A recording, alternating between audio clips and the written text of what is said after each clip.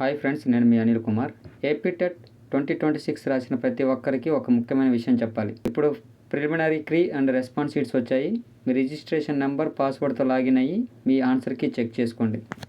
మీరు ఎన్ని మార్కులు సాధించారో ఒకసారి అంచనా వేసుకోండి. మార్కులు అనుకున్నంతగా రాకపోతే ఒక్క నిమిషం బాధపడండి, కానీ అక్కడితో ఆగిపోకండి. ఎందుకంటే ఒక పరీక్షలో వచ్చినటువంటి మార్కులు మీ సామర్థ్యానికి ఫైనల్ రిజల్ట్ కాదు. కొంతమందికి మంచి మార్కులు రావచ్చు, కొంతమందికి అనుకున్న దానికంటే తక్కువ రావచ్చు, ఇంకొంతమందికి టెట్లో అనుకున్న ఫలితం రాకపోవచ్చు. కానీ ఇప్పుడు మనల్ని అడగాల్సిన ప్రశ్న ఒక్కటే: ఇక ముందు నేను ఏం చేయబోతున్నాను? జరిగిపోయిన పరీక్షను మనం మార్చలేం, జరిగిపోయిన తప్పులను కూడా మనం వెనక్కి వెళ్ళి సరిచేయలేం. కానీ ఈ రోజు నుంచి మనం చేసే ప్రిపరేషన్ని మాత్రం మార్చగలం. టెట్ అనేది ఒక అవకాశం అయితే, డిఎస్సి అనేది మన తదుపరి లక్ష్యం. మార్కులు తక్కువ వచ్చాయని చదువు ఆపేయకండి. ఒక్కసారి మనసులో పెట్టుకోండి, నాకు రావాల్సిన జాబ్ ఇంకా ముందుంది. నిన్నటి రిజల్ట్ గురించి ఆలోచిస్తూ ఈరోజు సమయాన్ని వృధా చేసుకుంటే మన చేతిలో ఉన్న మరో అవకాశాన్ని కూడా కోల్పోతాం. అందుకే ఈ రోజు నుంచే మొదలు పెడదాం. ఎక్కడ తప్పు చేశామో తెలుసుకుందాం, ఏ సబ్జెక్టులో బలహీనంగా ఉన్నామో గుర్తిద్దాం, సిలబస్ను ఒకసారి పూర్తిగా చూద్దాం.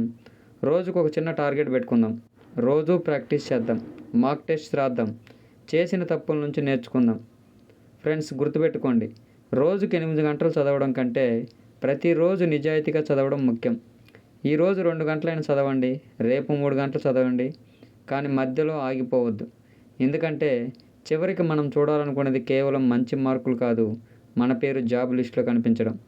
అందుకే డిఎస్సి 2026 ప్రిపరేషన్కు సిద్ధంగా ఉన్న ప్రతి ఒక్కరూ నాతో కలిసి ఈ ప్రయాణాన్ని మొదలుపెట్టండి. ఎందుకంటే DSC updates, study material, PDFs, practice bits, important notifications మరియు ఎగ్జామ్ గైడెన్స్ కోసం మన టెలిగ్రామ్ ఛానల్లో జాయిన్ అవ్వండి. లింక్ ఈ వీడియోలో మీకు డిస్క్రిప్షన్లో పెట్టడం జరుగుతుంది. అలాగే మన యూట్యూబ్ ఛానల్ యొక్క ప్రొఫైల్లో కూడా ఉంటుంది. ముఖ్యంగా ఒక విషయం, టెట్లో ఏం జరిగిందో అది గతం, డిఎస్సిలో ఏం జరగాలో అది మన చేతుల్లోనే ఉంది. కాబట్టి నిరాశపడకండి, మళ్ళీ పుస్తకం తెరవండి, మళ్ళీ మొదలు పెట్టండి.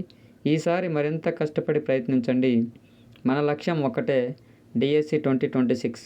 మన ప్రయత్నం నిజాయితీగా ఉంటే మనకు సాధ్యమైనంత వరకు పూర్తి స్థాయిలో పోరాడతాం.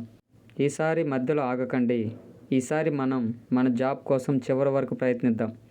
అందుకు డిఎస్సి గైడెన్స్ బై నందికుల్ అనే ఛానల్ మీతో కలిసి ఉంటుంది. మళ్ళీ మన ప్రిపరేషన్ మనం మొదలు పెడదాం. All the best friends. ఈసారి మన కష్టానికి మంచి ఫలితం రావాలని మనస్ఫూర్తిగా కోరుకుంటూ మీ అనిల్ కుమార్.